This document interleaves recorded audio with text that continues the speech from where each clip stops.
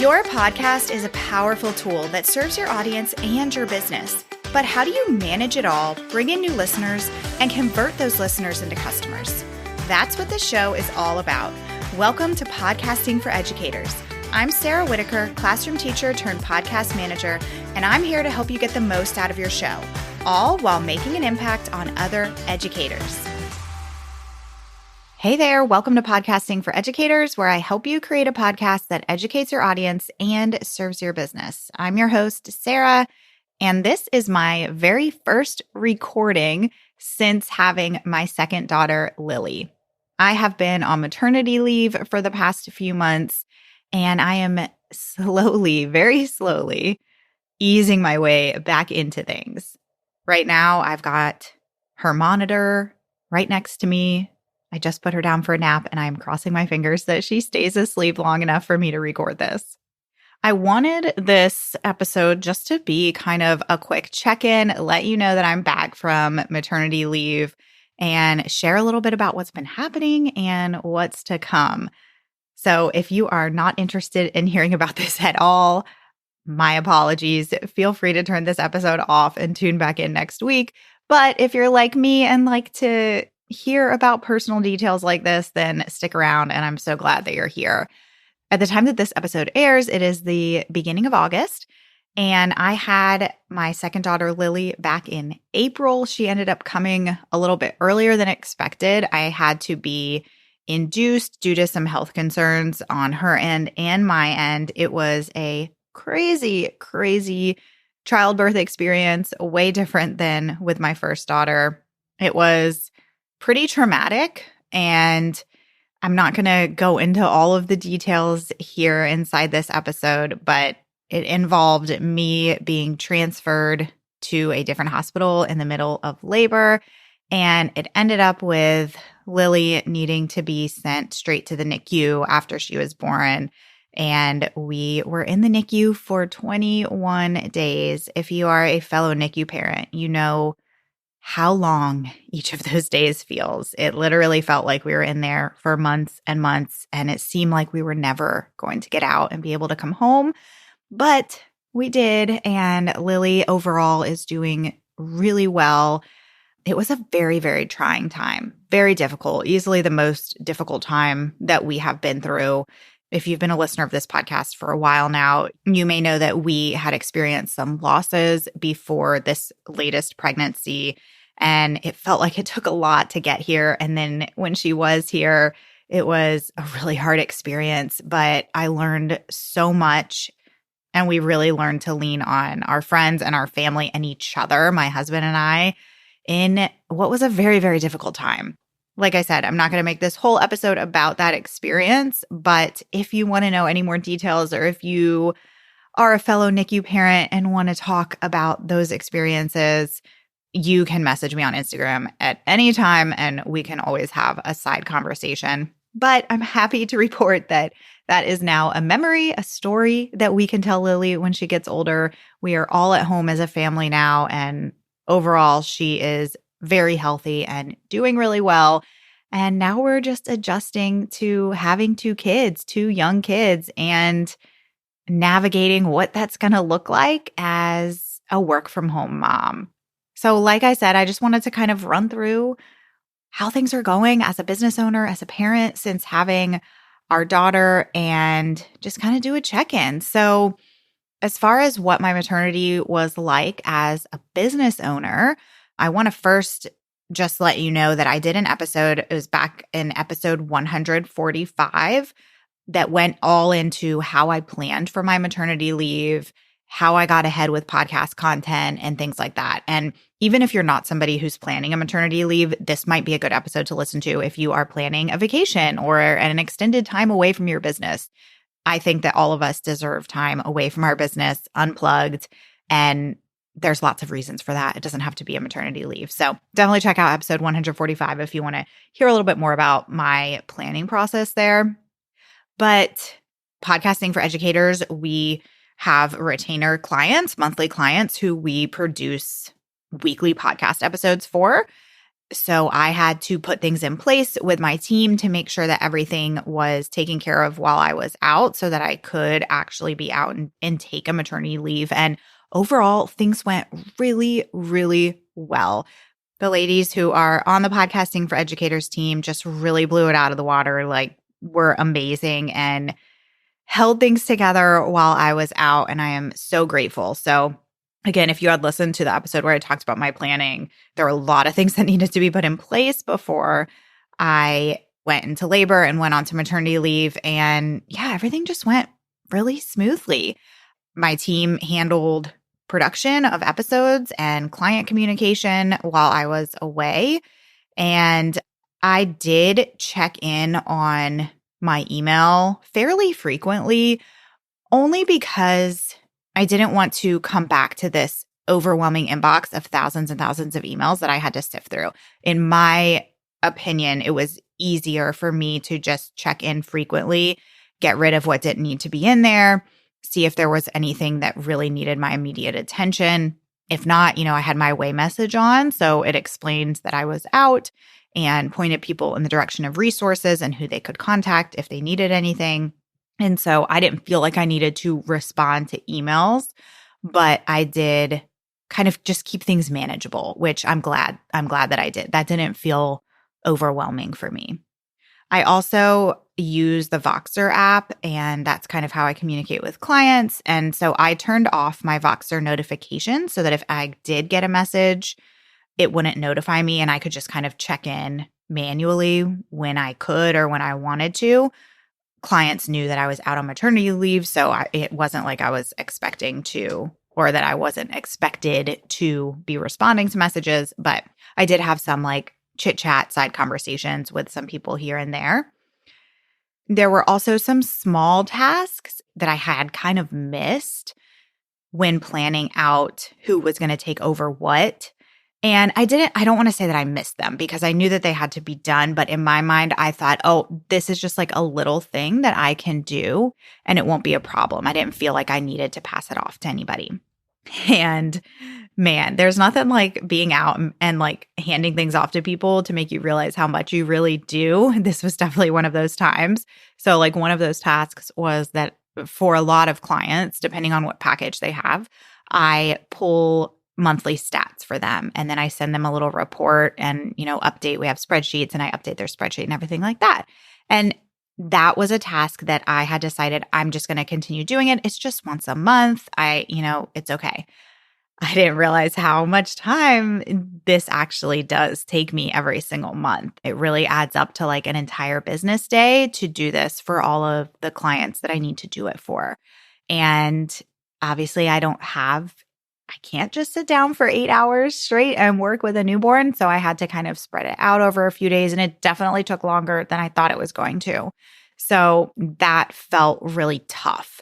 So I say that just to say like, hey, if you're planning a leave, really make sure that you list out all of the tiny things that you do because it might be a lot more than you think it is. So overall, that side of my business ran really smoothly and I'm really happy with how things worked out. The other side of my business, as far as like the courses that I have and being on social media and sending emails, that just did not get done. I had planned to continue sending emails. You might have heard me say this before, but I'm somebody who likes to write the email the week that it goes out. It just feels fresh, it feels in the moment, and it just feels good to me. And so I did not batch those before I went out. I knew that I most likely would not be showing up on Instagram. I had already planned that out. That was just something I was just going to kind of like let go during maternity leave. And that definitely proved to be true. I did not post on Instagram. When we were finally back from the NICU, I did do one post explaining what was going on, and I popped on my stories here and there, but not nearly as much as I thought I was going to. And emails were non-existent. I have not sent an email in months. I can't believe I'm that person, but here I am. And really it was because our life was like turned upside down with this NICU stay. And by the time we did get home, it just wasn't a priority. And that's just the season that I was in. And so I kind of just accepted that. And I am getting back into it now and it's going to be okay. And in fact, I'm going to do an episode next on what kind of effect that had on my podcast downloads. So I did continue, as you might know, releasing weekly podcast episodes because I had those batched out well in advance. It wasn't something that I had to do during maternity leave. I already had all of that set, but I was not showing up on emails or social media. So I'm going to kind of break down in another episode what impact that had on my podcast. So stay tuned for that. Okay, so that's kind of how my leave went as a business owner overall. Did I show up as much as I usually do when I am not away from my business? No, but I'm okay with that and kind of went into this expecting that that would be the case. As far as what maternity leave was like as a mom, it's been tough. It's been, we have another daughter. Our daughter, Adeline, is 7. And so it's been 7 years since we've had a newborn. And it is 100% more challenging when you have another child in the mix going from 1 to 2. There's definitely pros and cons. I mean, I think a great thing about having a second child is that I kind of already knew what to expect in the newborn phase, but it's hard, especially because it's been summer. And so my oldest is out of school. She's home. She's old enough where she wants to be doing things all the time. She wants to be out of the house. She wants to be playing with her friends. And so that forces me to be out of the house with a newborn much more than I normally would want to be. So that has definitely been a challenge, but we're getting through it one day at a time. I have definitely been reminded how much I thrive on routines, and a newborn doesn't exactly share my joy of routines, especially, at this young age, those first few months, they're not necessarily on a set schedule. They're eating all the time. And so I've definitely been challenged to go with the flow because each day is a little bit different. And as much as I would love to be that person that goes with the flow and loves to go with the flow, I'm not that person. I really do love my routine. So it's been challenging, but like I said, we're getting through it. And honestly, it's been good for me. It's been good for my type A self to be forced to be okay with having a little bit of a different schedule every day and knowing that can happen. We can do that. We can have these different schedules every day and things are still going to be okay. It's going to be okay. So some things that have really helped me during this postpartum season with a newborn is to prep whenever I can. So in those small pockets of time, I am thinking, especially at nighttime or in the afternoon, what can I do to make tomorrow easier for myself? I can scoop out my coffee into my coffee machine and fill up the water so that in the morning I just have to push the button and my coffee's ready, and even have my mug right there. So my coffee's ready. I can fill Adeline's water bottle the night before and put it in the fridge so that when we have to wake up for summer camp the next day, I can just grab it and go. She's been doing some half-day camps, which is a whole nother conversation, by the way. That is something I will not be doing next summer, half-day camps. She's had these camps that are like 9 a.m. to 12. And by the time you get them there and then you pick them up, it's just really made your day that much more hectic and really just made it that much more choppy. And so we will not be doing half-day camps next year. I think I would rather have less camps, maybe less days of camps, but full day instead of half day. Just a little side note. I don't know if anybody can relate to that, but half-day camps have really, really thrown me for a loop this summer. So I can get my coffee ready. I can fill the water bottle and get her snack. I can lay out her clothes and my clothes.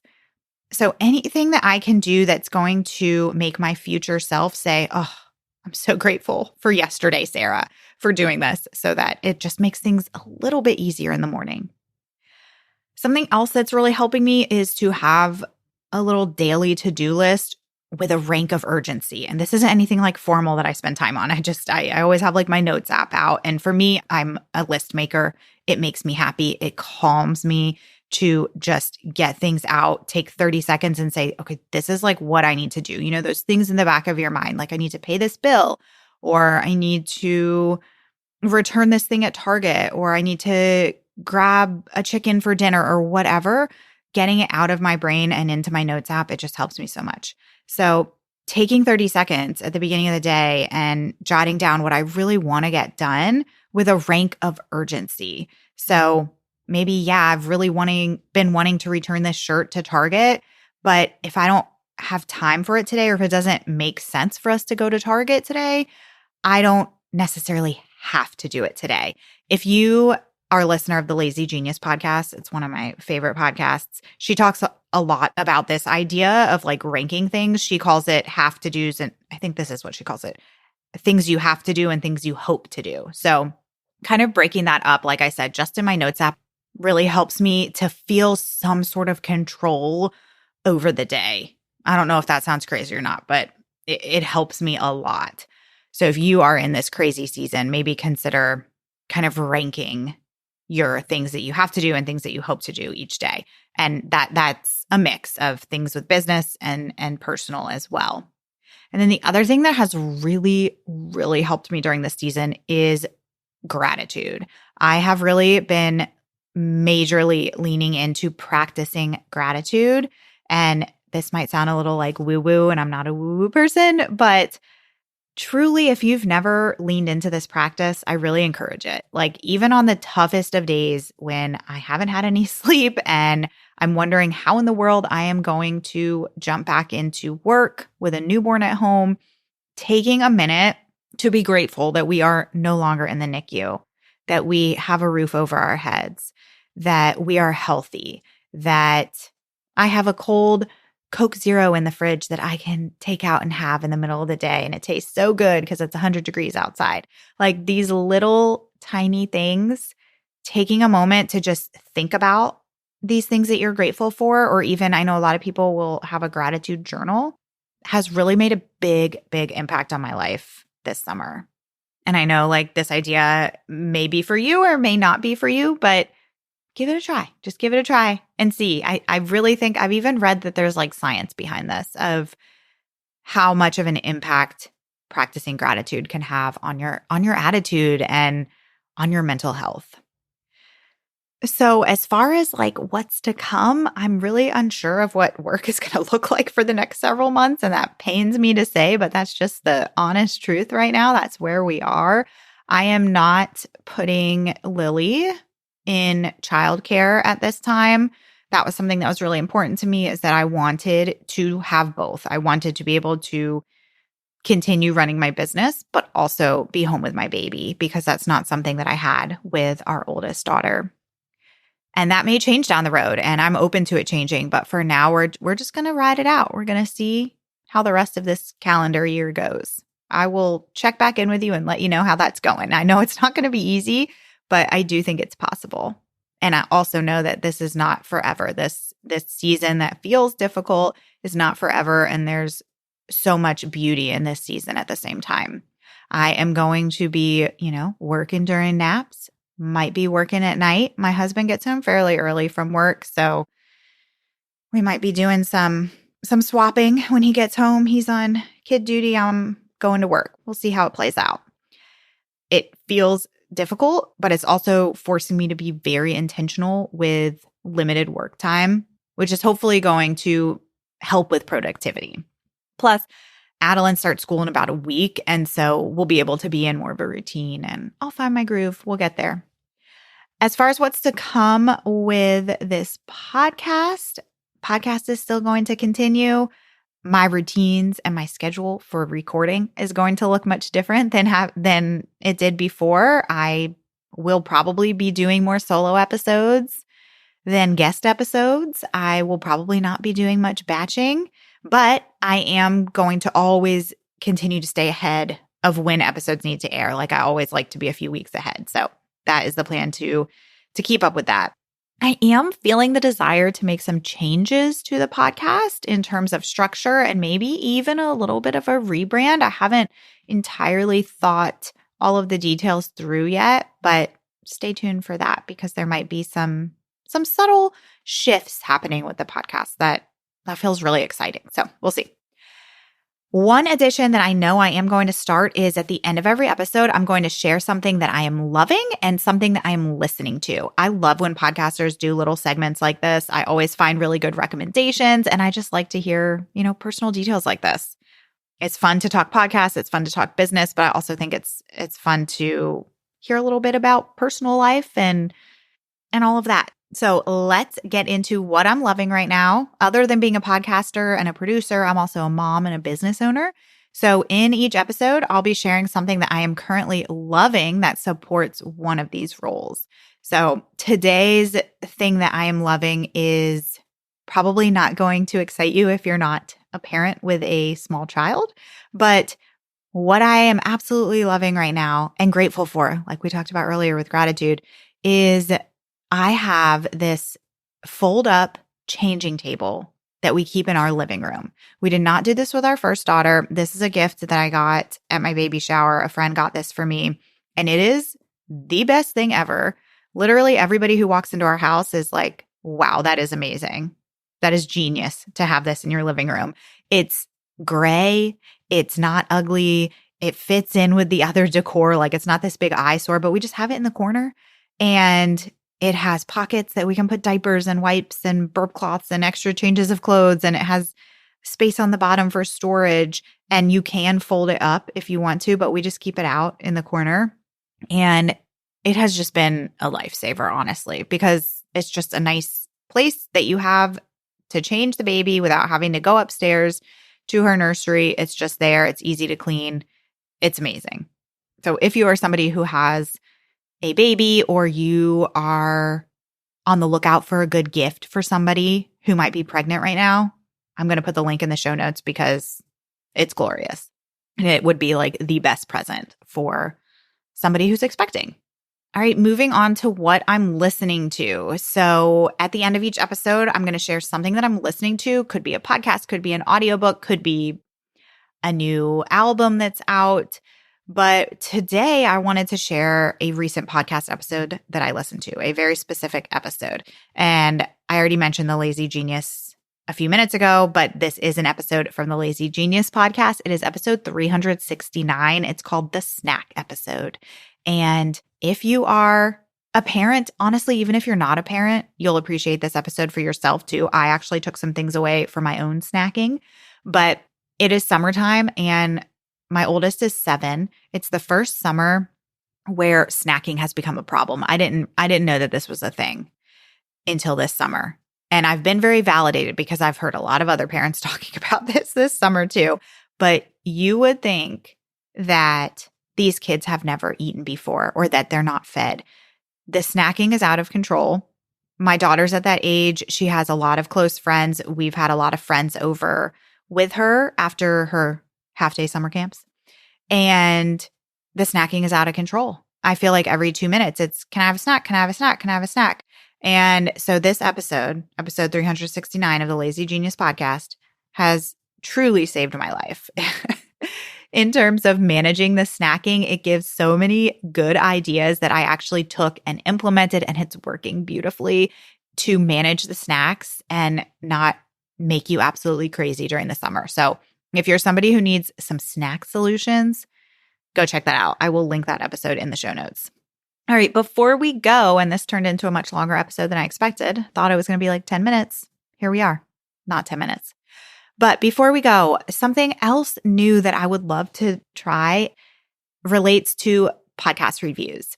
If you have not left a review on this podcast and you are enjoying this podcast, I would love for you to head to Apple Podcasts. It's going to take you 30 seconds. It's not going to take long at all. Leave a review for this show. If you've already left a review, you might not know this, but you can actually edit your review and you can add something to it, okay? So here's what's new that I'm going to try.